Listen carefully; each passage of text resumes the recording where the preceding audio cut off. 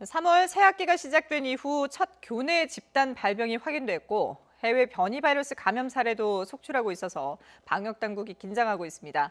이런 가운데 예방접종 피해 조사반이 백신 접종 뒤에 사망한 사례 8건을 검토한 결과 접종과 사망 간에는 인과성이 인정되기 어렵다는 1차 조사 결과를 내놨는데요. 자세한 내용은 유재복 해설위원, 정기석 한림대 성심병원 호흡기내과 교수와 함께 살펴보겠습니다. 안녕하십니까?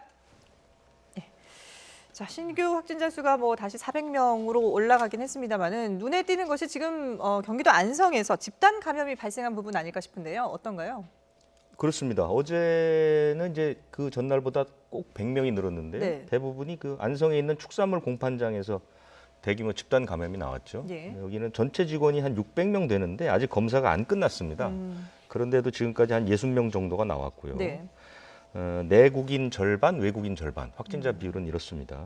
그리고 이제 이 외국인들은 역시 그 주변에 있는 공동 숙소를 사용한 것이고 이곳은 그 조사를 해보니까 그 방역 수칙 매뉴얼까지 만들어서 아주 철저하게 수칙을 지킨 그런 회사로 이제 예. 지금까지 조사 결과는 나타났거든요. 네. 마스크도 쓰고 구내식당에 칸막이도 설치하고 출입구 때 발열도 점검하고 내부 소독도 수시로 하고 해서 딱 그 점검표를 만들어서 철저하게 조사를 수칙을 지켰는데도 불구하고 이렇게 집단 감염이 난 것을 지금 추정치지만 일단 이 대부분의 감염된 분들이 대개 이제 그 소를 처리했을 때 부산물을 이렇게 세척하는 그런 업무를 하시는 분들인데요. 네. 작업 공간이 상당히 좁습니다. 좁고 아주 밀폐된 상태고, 그다음에 이제 그 생고기를 다루다 보니까 내부 온도가 좀 차갑거든요. 굉장히 한 14도 정도로 이제 비교적 추운 내부 온도고 환기 같은 거가 상당히 어려운 그런 구조고,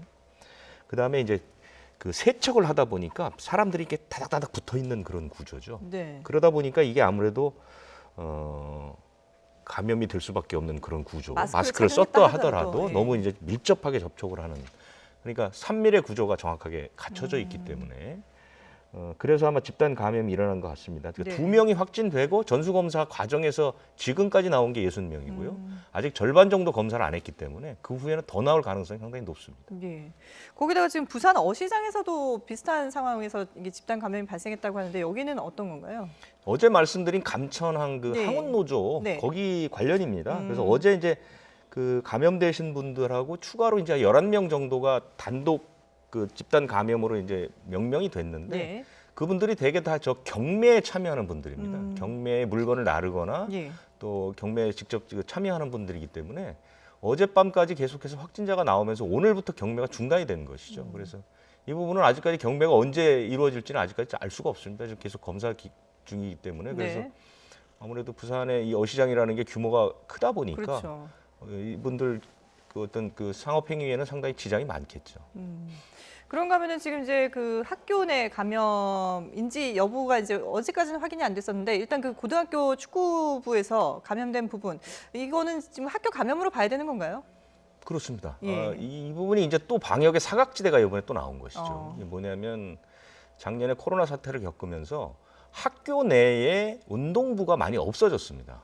그러다 보니까 네. 최근에 그 유명한 그 전직 축구 선수들 중심으로 해서 FC라는 그런 그 예.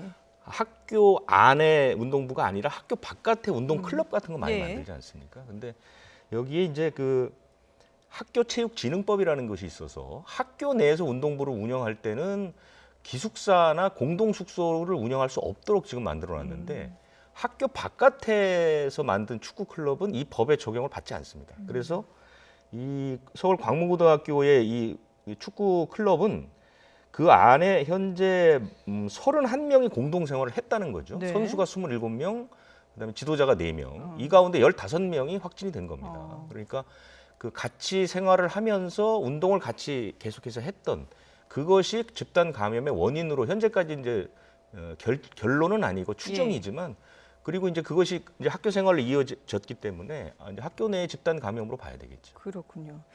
자, 지금 이렇게 이제 소소하다고 글쎄요, 소소하다고 할 수는 없겠지만 어쨌든 집단 감염 사례가 계속해서 이렇게 나오고 있는 상황인데 여기다가 저희가 그동안에 계속해서 이제 좀 우려했던 부분이 변이 바이러스 부분 아니겠습니까? 근데 어제 발표된 내용을 보면은 좀 눈에 띄는 부분이 있죠.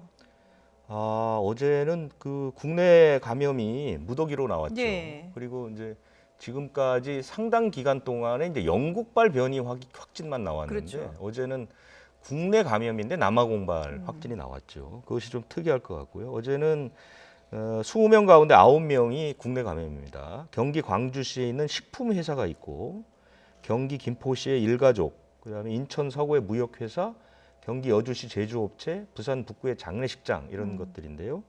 경기 김포시 일가족 그 감염은 조금 특이한 것이 일가족이 감염이 됐는데 네.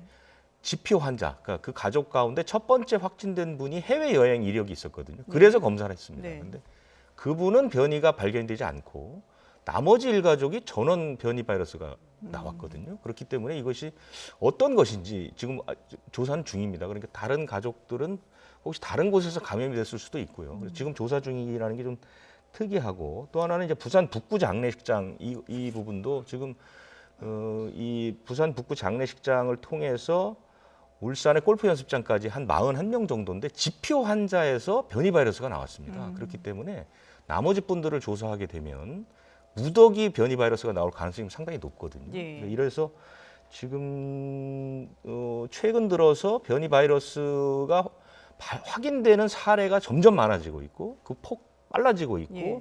국내 감염의 비율이 점점 높아. 지금 24%. 4명 중에 1명은 국내 변이 바이러스가 나왔거든요. 근데 변이 바이러스 관련해서 어제 방역 당국에서 얘기한 것은 아직 우리나라에서는 이 변이 바이러스가 우세종은 아니다. 하지만 이렇게 감염이 계속 늘어나다 보면 우세종으로 자리 잡을 가능성도 있다. 이렇게 얘기를 하고 있습니다. 예. 교수님 어떻습니까? 지금 저희가 그동안에도 변이 바이러스의 위험성에 대해서는 여러 번 얘기를 했었는데 아직까지 우세종은 아니라고 하지만 지금 추세라든지 이런 특이점들을 보면은 좀 우려할 만한 부분이 있지 않을까 싶은데요. 우려를 해야 됩니다. 예. 저는 어저께부로 우리나라에 드디어 이제 지역사회에 이 변이 바이러스가 돌고 있다는 것을 확인한 날이라고 저는 봅니다. 어제 방대본 브리핑에서 처음으로 인정을 했거든요. 예. 근데 뭐 그동안 잘 막았습니다. 왜냐하면 전 세계적으로 변이 바이러스가 뭐 들어가 있지 않는 나라가 없는데 네. 우리나라는 그래도 입국 단계에서 많이 막았거든요. 그런데 어저께 발표하고 지금 이제 내용을 보면 이제 우리나라 지역사회에 퍼지기 시작했고 시간 문제다. 언젠가는 우세종으로 계속 갈지도 모르겠다라는 건데요. 하여튼 그 전까지 백신을 최대한 완료하는 게 목표이고 그다음에 그 전이라도 검사를 계속해서 변이 바이러스 여부를 계속 찾아야 됩니다. 네. 지금 질병청에서는 국내분에 대해서도 국외에서 들어오는 거하고 비교해서 7대3 정도로 국내에서 발견되는 바이러스에 대해서도 그냥 표본 검색을 하고 있거든요. 이제 그 중간에 나타난 겁니다. 네. 뭐 의심이 돼서 한 게 아니라. 그래서 뭐 잘 하고 있는 건데 이제 자꾸 발견되면 사람들은 이게 뭐 관리를 잘못했다고 할 수 있겠지만 그렇지 않습니다. 이렇게 바이러스가 하나 들어오는 걸 막을 수 있는 방법은 없고요.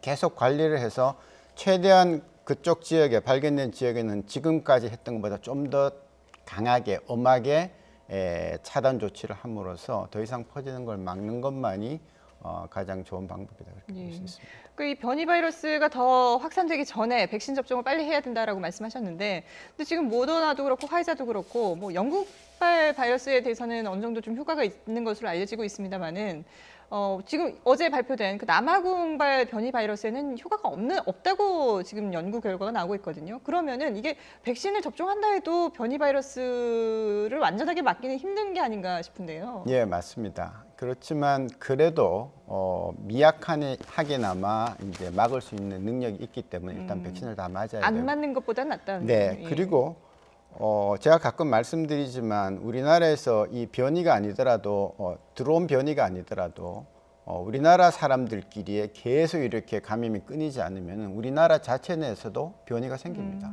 예, 남아공발이 아니라 한국발 변이가 생길 수 있기 때문에 네. 그 변이를 막기 위해서라도 우리는 다 같이 백신 접종을 해서 충분히 낮춰줘야 되고 효과는 좀 떨어진다지만 역시 막을 수 있는 능력이 있기 때문에 예. 계속 막아놓는 것이 필요하다는 것이죠. 그렇군요.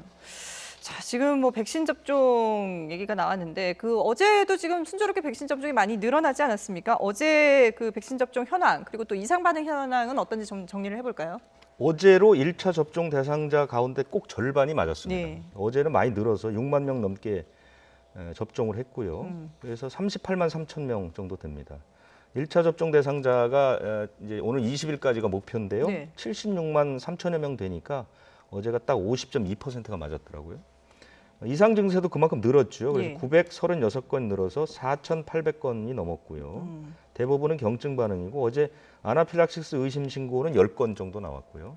사망이 2건이 나왔는데 네. 이게 이제 매일 아침 9시 반에 방역 당국에서 이제 전체적인 환자 발생 현황에 이제 지금 포함이 돼서 발표는 하고 있는데 네. 구체적인 사례는 오후에 나옵니다. 아. 그래서 오전에는 이게 확인할 방법이 없어서 예. 사망이 2건 늘었다는 것만 지금 전해드릴 수 있습니다. 그렇군요. 그리고 이게 백신 접종 후에 또 확진된 사례도 들어왔죠? 어제 이제 그 접종센터 간호사 2명 말고 1명이 더 있다고 하는데요. 네. 아마 그분에 관련된 그 정보는 공개하지 않기로 결정이 돼서 아. 그냥 1명이 그 이전에 예. 그러니까 간호사 2명이 최초 발견된 것이 이제 지난 6일인데 그 전에 의료진이 1명 확진이 됐다 이렇게만 네. 발표가 됐고요. 나머지는 구체적인 것은 나오지 않았고요. 어떤 접종을 맞았는지도 공개하지는 않았습니다만 어쨌든 백신을 맞는 전후 과정에서 충분히 감염될 수 있다. 예. 근데 그 감염의 경로가 어떤 것인지 이런 거는 좀 조사를 해봐야 될 것 같습니다. 그렇군요. 자, 지금 뭐 우리나라뿐만 아니라 전 세계적으로 백신 접종이 이루어지고 있는데 미국 그 질병관리통제센터에서 CDC에서 이게 백신 접종을 한 사람들이 이후에 어떻게 행동을 해야 되는지에 대한 지침이 나왔거든요. 근데 그 보면 눈길을 끄는 것이 백신 접종을 한 사람끼리는 마스크를 착용하지 않고 대화를 나눠도 된다 이런 얘기가 있더라고요. 실제로 그 정도로 안심해도 되는 건가요? 예, 그게 정확하게 100% 옳은지 안 옳은지에 대해서는 좀 생각을 해봐야 될 것 같습니다. 예. 저도 이제 아까 그 내용을 보고 지침이 일단 나왔구나라는 생각은 할 수 있는데요. 결국은 그렇게 하기 위해서 우리가 백신을 맞는 건데 예. 아직까지는 증거가 충분치는 않다는 얘기죠. 그래서 얘기를 들어보면 백신 맞은 사람들끼리는 백신 접종이 끝난 2주 후부터 네. 그러니까 즉 아스트라제네카 같은 경우는 2번째 접종이 끝난 2주 뒤가 되니까 한참 뒤입니다. 한 번 맞는 백신은 한 번 맞고 2주 뒤입니다. 네. 그때부터 맞은 사람들끼리는 조심스럽게 마스크를 벗고 만나도 되고 그렇지 않은 경우에는 저위험군에 있는 접종을 안 한 사람하고도 마스크를 벗고 만나도 된다라는 예. 정도이고요. 그 저위험군이라는 게 어떤 사람들을 얘기를 하는 건가요? 그 구체적으로 이렇게 리스트에 있는 예. 것 같지는 않은데요. 그 부분은 좀 찾아봐야 되겠습니다. 그렇지만 아마도 평소에 건강하고 예. 특별히 이런 병에 잘 걸릴 만한 그런 요인이 없는 근데 그런 무증상자도 사람들. 있는데 이게 저위험군으로 볼 수 있는 사람이 과연 몇 명이나 될까라는 의심이 좀 들더라고요. 예, 그렇습니다. 그래서 지금은 그냥 일단 가이드라인을 낸 예. 거고요. 그럼 저위험군과 고위험군 사이 정말 그 차이를 비교를 해봤냐? 그런 건 그렇죠. 아니거든요. 예. 그리고 이제 말씀 많이 드렸지만 백신을 맞는다고 해서 내 입안에 있는 바이러스조차 완전히 깔아앉는 건 아니거든요. 그냥 내줄 수가 있기 때문에 네네.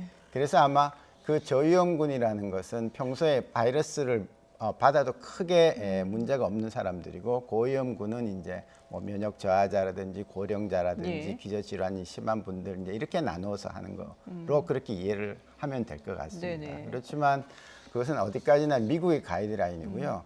미국은 마스크를 쓰는 문화가 아닙니다. 그렇죠. 미국은 작년 초에 우리가 마스크를 구하려고 그렇게 애를 쓰고 있을 때도 공공연하게 미국 CDC부터 마스크에 대해서는 아직까지 우리 고려하지 않는다라고 하다가 봄에 이제 큰 파도를 맞고 난 다음부터 마스크 얘기를 하다가 정부가 바뀌면서 맨다토리, 그러니까 네. 강제 마스크를 씌우게 됐잖아요. 그래서 문화가 좀 다르기 때문에 마스크를 먼저 풀고 싶은데 우리나라는 그걸 따라가기보다는 일단은 안정이 될 때까지 일단 마스크는 다 쓰고 다니자 그렇게 말씀드리고 예. 싶습니다. 그러니까 어디까지나 미국의 지침이니까 미국 상황에 맞는 그런 거라고 보고 국내에서는 아직까지 그럴 단계는 아니다라고 봐야 되겠군요. 네, 예. 자, 그런가 하면 어제 방역 당국이 국내에서 코로나 백신을 접종한 뒤에 사망했다고 신고된 11명 가운데 1차 검토가 끝난 8명에 대한 조사 결과를 발표했습니다. 먼저 들어보고 오겠습니다. 다행히도 아나필락시스에 해당되는 그런 증상들은 없었던 걸로 확인이 됐습니다.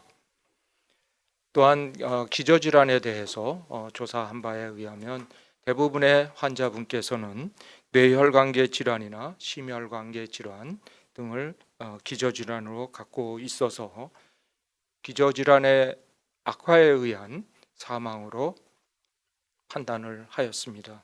따라서 결론적으로 코로나19 예방접종 후 사망 신고된 8건에서는 예방접종 후 이상 반응과 사망과의 관련성이 인정되기 어려운 것으로 잠정적으로 결정을 내렸습니다.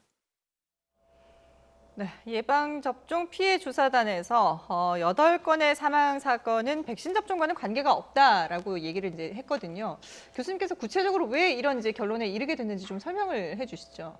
예, 일단 백신에 의해서 사망을 했다고 얘기를 하려면은 백신이라는 그 물질 자체가 뭔가 문제가 있었는지를 밝히는 게 우선이고요. 똑같은 백신이라도 누가 만들었느냐, 어떻게 관리하냐에 따라서 백신의 성상하고 상관없이 문제가 생길 수 있거든요. 네. 그래서 아마 로트라 그래서 이제 어디에서 만들어졌는지, 어떤 통에서 만들어졌는지, 또 같이 맞은 사람들은 이상이 없었는지, 이런 것들을 보면 그 안에 이물질이 있었나, 무슨 관리가 잘못됐다라는 걸 알 수가 있거든요. 네. 그래서 그거 일단 이상이 없었고, 그다음에 이제 아나필락시스 얘기가 자꾸 나옵니다만은 백신을 맞아서 사망할 수 있는, 우리가 생각할 수 있는 가장 많고 거의 유일한 그 사망 원인이 아나필락시스입니다. 그래서 아나필락시스가 있나 없나, 중증 알레르기가 있나 없나를 계속 살폈는데 아니다라는 예. 거고요. 그 다음에 이제 다른 사망 원인이 있느냐를 살피는데, 그러려면은 기저질환이 있는가를 살피는 게 맞습니다. 근데 이제 그 우리가 좀 알아야 될 것이요. 우리나라에서 급사, 돌연사라고 분류되는 사망이 1년에 18,000명이 나옵니다. 그러면 하루에 50명이 급사로 돌아가시는 거거든요. 그래서 어제도 그렇고 오늘도 그렇고 평균적으로 50명이 돌아가시는데, 그분들 중에서 하필이면 백신을 맞았으면 백신에 의한 급사다라고 지금 얘기가 되고 있는 입장이기 때문에 해석을 할 때는 잘 해석을 해야 되고요. 미국에서도 백신을 맞고 지금 많은 사망자가 나왔지만 결국 결론은 평소에 사망하고 있는 숫자가 차이가 없기 때문에 네. 이거는 아니다. 조사도 조사지만 이제 그렇게 나와서 우리도 이런 갑자기 돌아가시는 분들에 대해서 백신을 맞았다고 해서 다 그렇게 따지려면 매일매일 우리가 50명에 대해서는 뭔가를 의심을 해야 된다는 거거든요. 그래서 그런 부분을 좀 감안해서 앞으로 서로 백신 관련 사망이 나오더라도 코로나19는 걸리면 사망률이 1.8%입니다. 백신은 맞고 사망할 확률은 0.0000 이렇게 나가는 예. 거거든요. 수천만이 맞고 수백만이 맞고 2억 얼마가 맞고도 그렇게 많지 않으니까. 그래서 그런 부분을 감안해서 좀 해석을 하셔야 된다, 그렇게 말씀드립니다. 예. 근데 어쨌든 사망한 분들의 공통점이라고 하면 기저질환을 가지고 있는 분들인데, 근데 그 중에서 보면은 기저질환이 없는데 급성 간경변으로 돌아가신 분도 계시거든요. 이런 경우는 그러면은 뭐 말씀하신 그런 급사의 한 종류로 봐야 되는 겁니까? 그 부분은 이제 일단 급사를 했다면은 그 다음부터 원인 분석에 들어가는데요. 지금 이 분석은 한 거는 보니까 담도염에 의한 폐혈증이다 이렇게 나옵니다. 그래서 담도염은 갑작스럽게 생겨서 폐혈증으로 넘어가는 대표적인 질환이고요. 예. 빨리 치료를 안 하면은 그 다음에 시기가 늦으면 어떤 치료도 이제 돌아가시는 병이거든요. 그래서 지금 보면은 이제 간이 나빠지고 황달이 오고 예. 등등 한 것이 담도염에 의한 폐혈증으로 지금 그렇게 방역 당국에서는 결론을 짓고 있는 것 같습니다. 예. 그래서 뭐 그렇게 따지면은 뭐 그쪽으로 결론을 내는 것이 무난하다 그렇게 보고 있습니다. 그러면은 어쨌든 지금까지 그 조사된 부분은 부검을 다 해서 이렇게 어쨌든 그 백신 접종과는 관계가 없다라고 결론이 난 거니까, 지금 향후에 백신 접종을 하실 분들도 뭐 기저질환이 있다고 해서 너무 불안해하실 필요는 없다라고 봐도 될까요? 네, 기저질환이 있기 때문에 하셔야 되는 겁니다. 예, 고혈압, 당뇨, 호흡기 질환은 정말 이 코로나19에 잘 걸리는 유명한 기저질환이고요. 지금 부검은 아직 다 완성이 된 건 아닙니다. 예. 그래서 부검이 되면 얘기가 나오겠지만, 사실 부검을 한다고 해서 100% 알 수 없는 게 이 백신에 의한 사망일 수도 있고, 또 다른 급사들도 부검을 해도 사실 모르는 경우가 적지 않게 있습니다. 네네. 그래서 지금 예방접종 관리 또 뭐 보상위원회가 충분히 검토를 하고 있으니까 막 그 전문가들을 믿고 결과를 살펴보시면 되겠다 싶습니다. 예, 알겠습니다. 자, 그리고 이 코로나19 대응을 위한 사회적 거리두기 개편 공청회에서 학교는 비교적 이게 지난해 이제 돌이켜 봤을 때 학교는 비교적 이제 좀 감염에서 안전하다 이런 그 얘기가 나오면서 올해 이제 등원도 좀 더 늘리겠다 이런 얘기들이 나오지 않았습니까?